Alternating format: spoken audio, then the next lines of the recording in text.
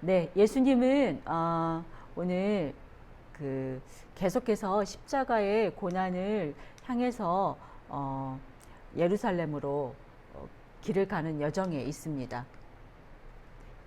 지난주에는 예수님께서 그 3차 순환 예고를 하셨음에도 제자들의 관심은 세상 가운데 한 자리를 차지해서 이 권력과 명예를 얻기를 원하고 있었습니다. 그러나 예수님은 그런 제자들을 다 아시지만 나무라지 않으시고 너희는 그러지 말아라 그러시면서 천국에서 으뜸이 되는 것은 낮아진 섬김이라고 알려주시죠. 그리고 예수님 또한 섬기러 왔노라고 말씀하십니다. 생각나시죠? 예, 오늘 본문은 거기서 이어지는 말씀입니다. 오늘 본문 제목은 당신은 예수님을 따르는 큰 무리입니까? 맹인입니까? 입니다. 당시에 예수님을 따랐던 그 제자들과 큰 무리가 있었습니다. 미리 말씀드리자면은 큰 무리는 예수님을 향해서 환호하고 또 입성할 때 호산나를 외치고 또 그분의 능력을 이렇게 쫓고 가르침에 놀랐지만은 신앙이 바로 서지 않았기 때문에 종교 지도자들이 선동을 하자 예수님을 십자가에 못 박으라고 동조를 했던 사람들입니다. 그리고 이 무리들과는 다른 오늘 본문 말씀에 나오는 맹인 두 사람은 비록 사람들에게 외면을 당하고 무시당했던 인생들이었지만 예수님에 대한 정확한 신앙 고백을 통해서 그리스도를 따르는 참된 제자가 됩니다. 오늘 본문에 나오는 첫 문장에 큰 무리가 따르다와 마지막 그 문장에 맹인이 따르다는 참된 믿음과 거짓 믿음의 차이를 극명하게 보여줍니다. 그래서 오늘은 예수 그리스도를 따르는 저와 여러분이 큰 무리와 같은 거짓 제자인지 두 맹인과 같은 참된 제자인지를 스스로 돌아보고 어느 쪽에 속하였는지 진단하는 시간이 되었으면 합니다.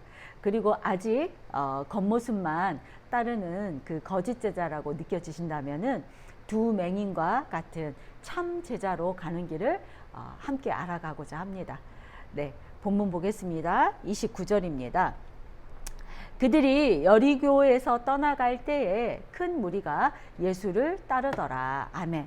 네, 이곳은 지금 여호수아서에서 꽤 유명했던 그 여리고성 나오죠. 바로 그 여리고 지방입니다.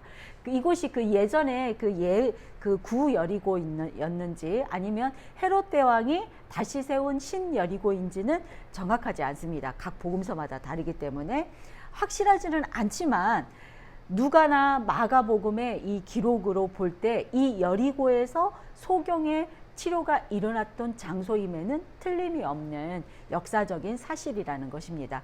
예수님이 가시는 곳마다 이 가르치시고 또한 이적과 기사가 항상 있었기 때문에 여전히 예수님을 따르는 큰 무리들이 언제나 있습니다.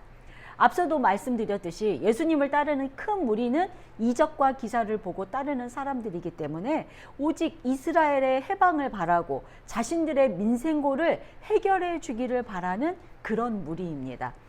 그러므로 그들에게는 신앙의 고백은 없고 세상의 가치관만 있는 사람들입니다. 지금 그들이 예수님을 따르고 있습니다. 그런데 그때 어떤 외침이 들려옵니다. 30절입니다. 맹인 두 사람이 길가에 앉았다가 예수께서 지나가신다 함을 듣고 소리질러 이르되 주여 우리를 불쌍히 여기소서 다윗의 자손이여 하니 아멘. 여기 마태복음에서는 맹인 두 명이라고 나오죠. 다른 복음서 누가복음에서는 한 사람이라고 나오고 마가복음에서는 이 맹인이 바디메오라는 이름까지 나옵니다. 이 뜻은 디메오의 아들이라는 뜻입니다. 마가가 이렇게 이름까지 이렇게 여기에 썼던 이유는 당시 바디메오가 유명했었다는 것이지요. 이 두 맹인이 길가에 앉아 있습니다. 왜 길가에 앉아 있을까요? 눈에 보이지 않으니 경제활동을 할 수가 없습니다. 그래서 구걸을 하기 위해서 길가에 앉아 있는 것입니다. 실제로 그 마가복음에서는 그 바디메오의 직업은 맹인 거지로 나옵니다. 예, 이 두 맹인은 그동안 예수님의 소문을 많이 들었습니다. 길가에 앉아 있었기 때문에 사람들의 이 말을 많이 들었겠지요. 그래서 예수님에 대해서 잘 알고 있었습니다. 그래서 이 두 맹인은 이 사회에서 소외되고 비참한 삶을 살아가고 있었기 때문에 예수 그리스도라는 이 복음이 이 두 맹인에게는 정말 놀라운 소식이었습니다. 아, 자신들의 삶을 구원할 이런 간절한 기회가 자신들에게 왔다는 것을 이들은 알고 있었습니다. 그래서 이 둘은 이 기회를 놓칠 수가 없었습니다. 그래서 예수님이 온다 함을 듣고 정말 간절히 부르짖습니다. 주, 다윗의 자손이요. 예, 다윗의 자손이라는 것은 유대인들은 다 알고 있는 메시아라는 뜻입니다. 이 두 맹인은 예수 그리스도가 메시아임을 알고 있었습니다. 예수님이 큰 믿음이라 칭찬한 그 가나안의 이방 여인 생각나시지요? 이 가나안의 그 이방 여인도 주 다윗의 자손이요 라고 고백을 했습니다. 이 마태복음에서는 다윗의 자손이라고 이 고백을 하는 구절은 그 가나안 여인과 이 두 맹인 여기 두 군데 뿐입니다. 아직 제자들도 순환 예고를 들으면서도 메시아에 대한 이해를 다 하지 못했었는데 개로나 취급받던 이방 사람들 중에 또 여인이 이 여인과 또 사회에서 소외된 이 거지 맹인에게서 이러한 고백이 나왔다는 것은 우리의 믿음은 우리의 열심으로 인함이 아니라 하나님의 영역임을 다시 한번 깨닫게 되는 대목입니다. 그렇다 할지라도 우리의 할 일은 이렇게 부르짖고 기도해야 합니다. 우리가 기도할 때 어떻지요? 우리 힘으로는 할 수 없을 때 하나님께 부르짖고 간구하고 기도하지요. 그래서 하나님은 우리의 기도를 기다리시고 기뻐하시기 때문에 우리는 계속 기도해야 하는 것입니다. 자, 맹인은 소리를 지르고 불쌍히 여겨 달라고 부르짖습니다. 저의 우리 새하늘빛 교회 말씀 중에 4월 30일자 예수님이 원하시는 믿음에서 가나안 여인의 믿음으로 이 구원받는 우리의 믿음의 단계를 6단계로 나누어서 이렇게 적용을 해 보았습니다. 예, 원하시면 한번 참고해 보시기 바랍니다. 간단히 요약하면은 처음 예수님을 만나고 회개의 은혜를 받고 예수님을 믿는 믿음의 고백을 한다고 하지만 그 단계에는 모두 구원을 받았다고 확신할 단계는 아닙니다. 10처녀 중에 남겨지는 5처녀가 될 수 있다고 했습니다. 칭의의 은혜를 받아야만 구원을 받았다고 합니다. 생각나시지 않더라도 이게 중요하니 다시 한번 말씀드렸습니다. 이 맹인들이 불쌍히 여기소서 하고 이렇게 간절하게 간구하고 있습니다. 여기에 쓰인 불쌍히 여기다의 헬라어 그 원형 동사는 엘리에오가 사용되었습니다. 이 엘리에오의 능동형 명령형으로 오늘 쓰인 말씀은 엘리에손인데요. 이 인간 세상의 고통에서 메시아의 신적 자비를 구할 때 사용되는 단어라고 합니다. 그러니 여기에서 두 맹인은 예수님은 메시아임을 인정하고 그분 앞에 자비를 구하고 있다는 것을 말해줍니다. 이 포인트가 바로 구원받는 믿음의 태도라고 하겠습니다. 31절입니다. 무리가 꾸짖어 잠잠하라 하되 더욱 소리질러 이르되 주여 우리를 불쌍히 여기소서 다윗의 자손이여 하는지라. 예, 다시 한번 부르짖고 있지요. 무리는 두 맹인의 믿음을 알아보지 못하고 강력하게 꾸짖고 있습니다. 그러나 이 두 맹인은 더욱 소리질러 부르짖습니다. 예수 그리스도께 간절히 간구합니다. 지금 무리가 예수께 나아가는 것을 방해하는 믿음의 걸림돌이 되고 장애물이라고 하겠죠. 우리 그리스도인들도 삶의 이렇게 현장에서 더 성공적이고 더 경제적으로 풍족하다고 이렇게 풍족하면 좋겠지만은 우리의 경제적인 부나 명예가 구원받는 믿음의 척도가 아닙니다. 예수를 믿으면 더 잘 살아야 된다는 이런 새마을 운동, 운동 때와 같은 이런 교회 분위기가 우리의 믿음의 척도가 아닙니다. 우리 그리스도인들은 믿음의 여정 가운데 하나님 앞에 나아가려고 할 때 이런 큰 무리가 끄집듯이 이렇게 고난과 환난과 어떤 장애물이 생깁니다. 그러나 우리 그리스도인들은 이런 고난과 장애물은 당연히 따라오는 것이다, 이렇게 여겼으면 좋겠습니다. 그렇지 않으면은 하나님도 그러셨습니다. 고난과 환난이 없다면 너희는 하나님의 자녀가 아니라고 했습니다. 그러니 그 고난으로 우리가 고난이 올 때 좌절하거나 낙담하는 것이 아니라 하나님께 더욱더 가까이 가는 시간이 되어야 하겠습니다. 여기에 두 맹인이 무리의 방해에도 좌절하지 않고 더욱 부르짖어 간구하는 것처럼 우리들도 그렇게 나가야 하겠습니다. 죄의 심판으로부터 우리를 구원하는 이런 구원의 외침이 되어야 합니다. 자, 32절, 33절입니다. 예수께서 머물러 서서 그들을 불러 이르시되 너희에게 무엇을 하여 주기를 원하느냐 이르되 주여 우리의 눈 뜨기를 원하나이다. 아멘. 드디어 예수님이 응답하시기 위해 머물러 서서 그들을 부르십니다. 우리의 기도를 반드시 응답하시는 하나님입니다. 예수님께서는 지금 예루살렘에서 죽음을 향해 지금 가고 있지만 이 가시는 길에도 개개인의 필요를 외면치 않으시고 충족시켜 주시는 분이시고 오늘날 저와 여러분에게도 멈추지 않으시고 계속해서 우리의 필요를 들으시고 채우시는 분임을 잊지 마십시오. 네, 그리고 물어보십니다. 너희에게 무엇을 하여 주기를 원하느냐? 예수님이 그들이 원하는 것이 무엇인지 몰라서 물었을까요? 그들의 요청을 통해서 자신들의 믿음을 드러낼 수 있는 기회를 주시기 위함입니다. 다음 구절에 나오는 우리가 눈뜨기를 원하나이다는 예수님의 능력으로 그 자신들의 눈을 고쳐 주실 것이라는 두 맹인의 믿음이 나타나는 구절이라고 하겠습니다.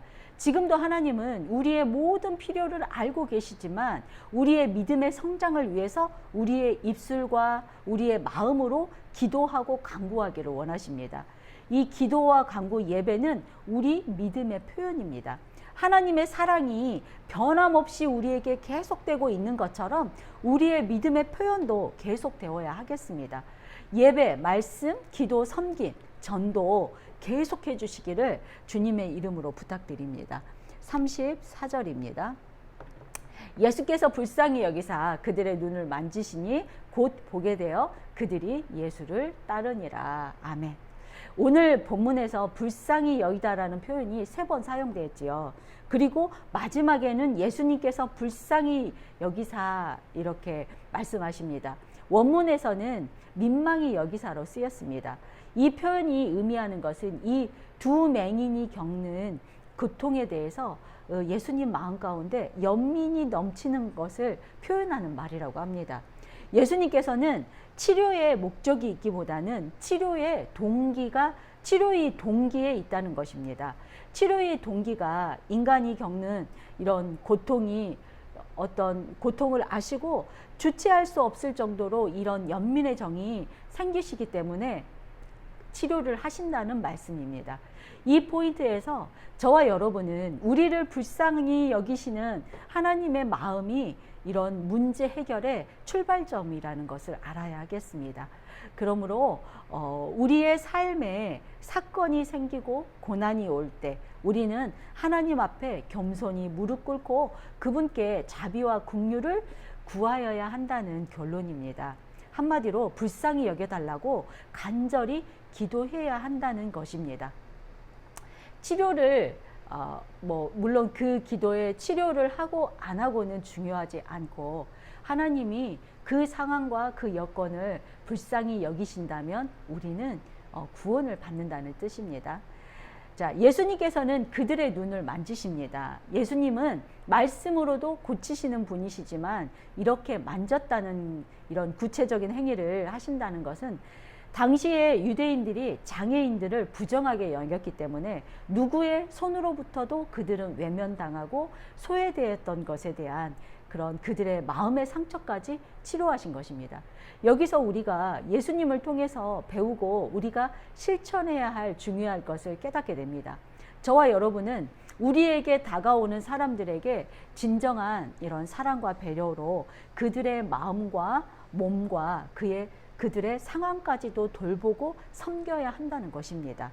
그리고 또 하나는 이렇게 맹인이 눈을 뜬다는 의미는 영적으로 어둠에 갇힌 우리들에게 빛이 들어온다는 의미입니다. 즉 예수 그리스도 메시아의 시대가 열린다는 뜻이기도 합니다. 마찬가지로 예수님이 예루살렘에 가서 그곳에서 자신의 죽음을 통해서 온 인류를 훨씬 더 큰 죄와 죽음으로부터 어둠으로부터 해방시키신다는 의미입니다. 그래서 이 두 맹인의 치유의 이 기사는 복음의 축소판이라고 해야 하겠습니다. 자, 오늘 말씀 제목이 당신은 예수님을 따르는 큰 무리입니까? 맹인입니까? 였지요. 34절에 예수를 따르니라의 여기에서 나온 따르다에 해당하는 헬라어 그 에콜루데오는 제자들을 주어로 쓸 때도 있고 무리를 주어로 쓸 때도 있는 그런 단어입니다. 이 단어가 제자들이 주어가 될 때는 순종하다, 인도함을 받다라는 뜻이 되고 무리가 주어가 될 때는 자신의 의지와는 상관없이 주위의 분위기에 이끌려 다닌다는 뜻이라고도 합니다. 그러니 처음 29절에 큰 무리가 따르다와 34절에 따르다는 완전히 구분이 됩니다. 34절에 두 맹인이 따른다는 것은 스스로 결단하는 의지적 행위를 나타냅니다. 두 맹인은 그렇게 예수님을 만남으로 12제자는 아니지만 예수님을 따르는 참된 제자가 되었습니다. 마가복음에서는 그 이름이 직접 언급된 것으로 보니 실제로 바디메오는 예수님의 제자로서 당시의 마가 공동체에서 유명한 사람이 되었을 것으로 추측해 볼 수 있습니다. 여기서 잠깐 체크 포인트가 있습니다. 예수님을 만나고 치료받는 사람들이 모두 예수님의 제자가 되었나요? 아닙니다. 10명의 문둥병자도 그 중에 한 명만 다시 예수님을 찾아왔습니다. 그는 제자가 되었다는 말은 없었지만 틀림없이 예수님의 복음을 전한 자로 살았을 것입니다. 여기서 한 번 더 생각해 보겠습니다. 바디메오와 또 한 명의 맹인은 예수님의 제자가 되어서 이 세상의 권세를 누리면서 그동안 세상에서 받았던 이 소외와 무시당했던 것에 대해서 한풀이를 하며 그렇게 살았겠습니까? 아니죠. 당연히 아닐 것입니다. 예수 그리스도의 복음을 전파하는 진정한 제자로 살았을 것입니다. 예수님처럼 고통받는 사람들을 돌보고 섬기는 사람이 되었을 것입니다. 깊게 생각해 보지 않아도 아마 그렇게 살았을 것으로 추측이 되지요. 공동체 안에서 그렇게 살았을 것입니다. 바로 우리가 오늘 말씀을 통해 꼭 묵상해 보아야 할 그 문제입니다. 29절에 무리들처럼 예수님을 믿는 이유야 목적이 세상에서의 삶의 해방을 쫓아 살아간다면 저와 여러분은 지금 다시 예수님을 십자가에 못 박는 바리새인과 그 군중들과 다를 것이 없습니다. 그렇게 되면 우리에게는 구원은 없습니다. 그래서 저와 여러분의 믿음의 목적과 동기가 또 기도의 제목이 세상에서의 성공과 부를 불러오기 위함인지 한번 생각해 보십시오. 예수님은 그렇게 한다면 그것은 예수님을 무당으로 만드는 것밖에 되지 않습니다. 하늘나라의 소망 또한 없습니다. 왜냐하면은 세상 가치만 중요하기 때문입니다. 그렇다면 저와 여러분과 같은 그리스도인의 이 성공적인 믿음은 무엇이겠습니까?